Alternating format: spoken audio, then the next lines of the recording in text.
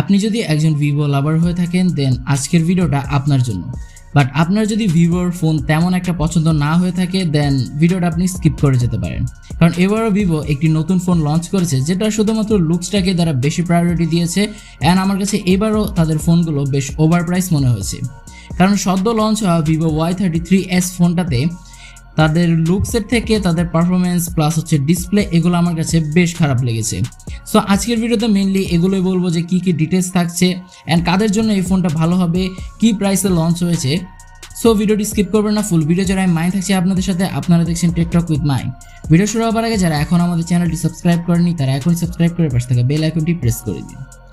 First of all যদি looks and build quality নিয়ে কথা বলি, প্রথমে বলতে হয় এবারও ভিভো তাদের লুকসে একেবারেই বাজিমাত করে দিয়েছে, কারণ তাদের লুকসগুলো প্রতিবারের মতো এবারও জোস হয়েছে। এই ফোনটার বক্সি শেপ হওয়াতে আপনাদের কাছে ইনহ্যান্ড ফিলটা বেশ ভালো লাগবে। অ্যান্ড ফোনটা ফুললি প্লাস্টিক বিল্ডের একটি ফোন এবং পেছনে গ্লসি ফিনিশ থাকছে, তো স্ক্র্যাচ কিংবা হাতের ছাপ পড়ার সম্ভাবনা রয়েছে। আপনারা অবশ্যই একটি ব্যাক কভার ইউজ করার চেষ্টা করবেন। এই ফোনটার ডান পাশে থাকছে এর পাওয়ার বাটন এবং ভলিউম কি রকার, এবং এর পাওয়ার বাটনে থাকছে এর ফিঙ্গারপ্রিন্ট সেন্সর। অ্যান্ড উপরে পাচ্ছেন একটি সিম কার্ড স্লট যেটাতে আপনারা দুটো সিম এবং একটি এসডি কার্ড ইউজ করতে পারবেন। অ্যান্ড নিচে আসলে পেয়ে যাবেন USB type C charging port, 3.5mm headphone jack এবং স্পিকার গ্রিল। দুঃখজনকভাবে এটা তো একটি মাত্র স্পিকার ইউজ করা হয়েছে, এই বাজেটে অবশ্যই ডুয়াল স্টেরিও স্পিকার দেওয়া উচিত ছিল। এই ফোনটার ওয়েট 182 গ্রাম এবং এর থিকনেস হচ্ছে 8mm।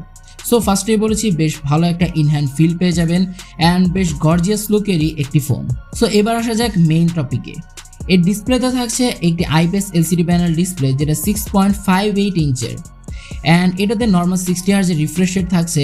বাট আমি জানি না 2022 সালে এসেও তারা কেন এখানে পাঞ্চ হোল ডিসপ্লে ইউজ না করে ওয়াটার ড্রপ নচের মাধ্যমে একটি ডিসপ্লে ইউজ করেছে। অ্যান্ড এটার পিপিআই ডেন্সিটি হচ্ছে 401। মেনলি আমরা এরকম একটা প্রাইস পয়েন্টে অর্থাৎ 21,000 টাকার প্রাইস পয়েন্টে আমরা অনেক ব্র্যান্ডকে দেখতে পাচ্ছি সুপার অ্যামোলেড ডিসপ্লে ইউজ করতে, প্লাস 90 হার্জের রিফ্রেশ রেট কিংবা হায়ার রিফ্রেশ রেট দেওয়ার চেষ্টা করে। বাট এখানে ভিভো অনেকটাই পিছিয়ে থাকবে, তাদের অ্যামোলেড ডিসপ্লেও নেই বা একটা হাই রিফ্রেশ রেটও নেই।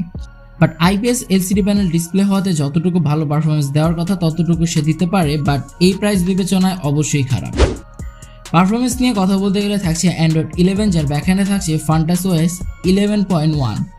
অ্যান্ড্রয়েড 12 দিয়ে যদি রান করতো অবশ্যই ভালো হতো। চিপসের হিসেবে থাকছে মিডিয়াটেক হেলিও G80 চিপসেট, যা একটি 12 ন্যানোমিটার বেসড অক্টোকোর প্রসেসর এবং এর ক্লক স্পিড হচ্ছে 2.0 GHz, এবং এর জিপিইউ হিসেবে থাকছে মালি G52 MC2। মেইনলি G80 যে চিপসেটটা রয়েছে এটা ফুললি একটি গেমিং বেস চিপসেট, বাট এটা আমরা দেখতে পেরেছি বাজেট ক্যাটাগরি যে সকল ফোন রয়েছে সেগুলোতে ইউজ হতে। অবশ্যই আপনারা 21,000 টাকা বাজেটের ফোনে এই চিপসেটটা আশা করবেন না। মেইনলি এখানে যদি তারা হেলিও G96 কিংবা 88 চিপসেটটা ইউজ করতো তাহলে হয়তো আরও ইন্টারেস্টিং হতো।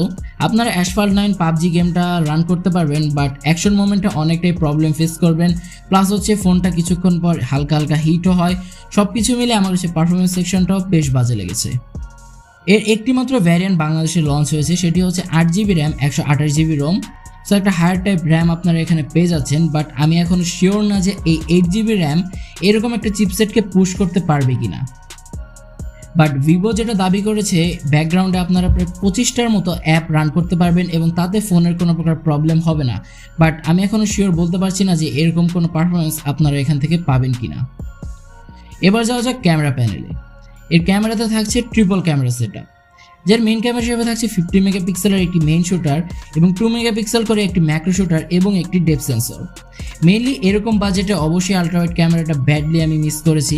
অ্যান্ড 2 মেগাপিক্সেলের যে দুটো সেন্সর দিয়েছে সেগুলো অবশ্যই আজাইরা সেন্সর, বাট সত্যি কথা বলতে 50 মেগাপিক্সেলের যে সেন্সরটা এখানে রয়েছে সেটাতে আপনারা বেশ ভালো ধরনের ছবি তুলতে পারবেন। মেইনলি এক্সপেকটেশনের থেকে অনেক ভালো ধরনের ছবি তুলতে পারবেন। অ্যান্ড আমরা প্রিভিয়াসলিও দেখেছি যে ভিভোর যে সকল ফোন রয়েছে তার ক্যামেরা কোয়ালিটিটাও বেশ ভালো। বাট দুঃখজনকভাবে এখানে আপনারা 1080p 30fps রেকর্ড করতে পারবেন। সো এখানে কোনো প্রকার ওআইএস কিংবা ইআইএস এরও সাপোর্ট নেই, ভিডিও রেকর্ডিংয়ের ক্ষেত্রে বেশ প্যারা খেতে হবে। সো সব কিছু মিলিয়ে আমার কাছে 21,000 টাকা বাজেটে অবশ্যই ক্যামেরা সেকশনটাও তেমন একটা স্যাটিসফাই করে নাই।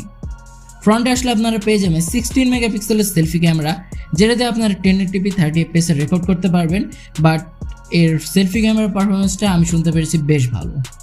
এবার যদি এর ব্যাটারি ব্যাকআপ নিয়ে কথা বলি, এই ফোনে থাকছে 5000 mAh ব্যাটারি ব্যাকআপ, যেটাকে চার্জ দেওয়ার জন্য বক্সে পেয়ে যাবেন 18 ওয়াটের ফাস্ট চার্জার। অ্যান্ড ভিউয়ার্স, এটাতে আপনারা রিভার্স চার্জিং সিস্টেমটাও পেয়ে যাচ্ছেন। সো এক ফোন থেকে আরেক ফোনে আপনারা চার্জ করতে পারবেন। বাট 18 ওয়াটের যে চার্জারটা সেটা আমার কাছে অনেকটা কমতি মনে হয়েছে, কারণ এখন বর্তমানে দেখা যাচ্ছে যে এর থেকে কম বাজেটে আমরা 30 ওয়াট কিংবা তার থেকেও বেশি ওয়াট ফাস্ট চার্জার আমরা দেখতে পাই। কমপক্ষে এখানে যদি তারা 25 ওয়াটের চার্জারও ইউজ করতো সেক্ষেত্রে অবশ্যই ভালো হতো। অ্যান্ড এই চার্জার দিয়ে আপনাদের এই 5000 মিলিঅ্যাম্পিয়ারের ব্যাটারিকে চার্জ দেওয়ার জন্য প্রায় 2.5 ঘন্টার মতো সময় লেগে যাবে। অ্যান্ড যারা রেগুলার ইউজার রয়েছেন তারা একদিনের মতো ব্যাকআপ অনায়াসে পেয়ে যাবেন। অ্যান্ড যারা হার্ড ইউজার রয়েছেন তারা একদিনে হয়তো একবারের অধিক কিংবা দুবারের মতো চার্জ দেওয়ার প্রয়োজন পড়তে পারে। সো এবার মেইন টপিকে আসা যাক যে এই ফোনটার ভালো দিক এবং খারাপ দিক নিয়ে। মেইনলি এই ফোনের ভালো দিক হচ্ছে এই ফোনের লুকিংটা বেশ জোস। অ্যান্ড যারা রেগুলার ইউজ করবেন তাদের জন্য অবশ্যই এই ফোনটা ভালো হবে, কারণ টুকটাক মাল্টিটাস্কিং আপনারা করতেই পারবেন। বাট যারা হেভি গেমিং করবেন আমি অবশ্যই এই ফোনটা সাজেস্ট করব না, আপনারা অন্য অপশন অবশ্যই বেছে নেবেন। অ্যান্ড আরেকটা বিষয়, যাদের শুধুমাত্র ক্যামেরা কেন্দ্রিক একটি ফোন দরকার, নর্মাল যারা টুকটাক ফটো শ্যুট করেন তাদের জন্য এই ফোনটা এনাফ। বাট ভিডিও রেকর্ডিংয়ের ক্ষেত্রে অবশ্যই এই ফোনটা খুব একটা ভালো পারফরমেন্স করবে না। খারাপ দিক নিয়েও যদি বলতে যাই, এই ফোনের ডিসপ্লেটা আমার কাছে খারাপ লেগেছে। যদি তারা 5 ডিসপ্লে ইউজ করতো প্লাস হচ্ছে একটা হায়ার রিফ্রেশ রেট যদি দিয়ে থাকতো সেক্ষেত্রে আরও ভালো হতো। পারফরমেন্স সেকশনে আমার কাছে বেশি একটা স্যাটিসফাই করে নাই। অবশ্যই একটু হাই পারফরমেন্সের চিপসেট এখানে ইউজ করা উচিত ছিল। ব্যাটারি নিয়েও যদি কথা বলি, ব্যাটারি ব্যাকআপে অবশ্যই 25 ওয়াট কিংবা 30 ওয়াট প্লাস এরকম একটা চার্জার দেওয়া উচিত ছিল। সো ওভারঅল যদি ফোনটা সম্পর্কে বলি, এই ফোনটা অবশ্যই যারা high performance, high camera plus high battery backup প্রয়োজন তাদের জন্য এই ফোনটা একেবারেই না। আপনারা অন্য অপশন দেখতে পারেন, বাজারে অনেক ফোন রয়েছে।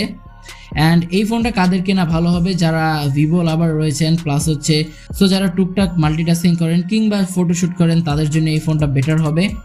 অ্যান্ড এই ফোনটার প্রাইস বলে দিচ্ছি, এই ফোনটার প্রাইস হচ্ছে 20,990 টাকা, অর্থাৎ প্রায় 21,000 টাকা প্রাইস। সো 21,000 টাকা প্রাইস রেঞ্জে আমি এই ফোনটা একেবারে আপনাদেরকে প্রিফার করব না। সো ভিউয়ার্স, এই ফোনটা আপনাদের কাছে কেমন লেগেছে সেটা অবশ্যই কমেন্ট সেকশনে জানিয়ে দিবেন। এবং আজকের ভিডিওটি ছিল এই পর্যন্তই। ভিডিওটি ভালো লাগলে অবশ্যই ভিডিওতে একটি লাইক করে দিবেন এবং ভিডিও সম্পর্কিত যে কোনো প্রশ্ন কমেন্টে জানাতে ভুলবেন না। দেখা হবে পরবর্তী কোনো ভিডিওতে। সেই পর্যন্ত সবাই ভালো থাকবেন, সুস্থ থাকবেন। আল্লাহ হাফেজ।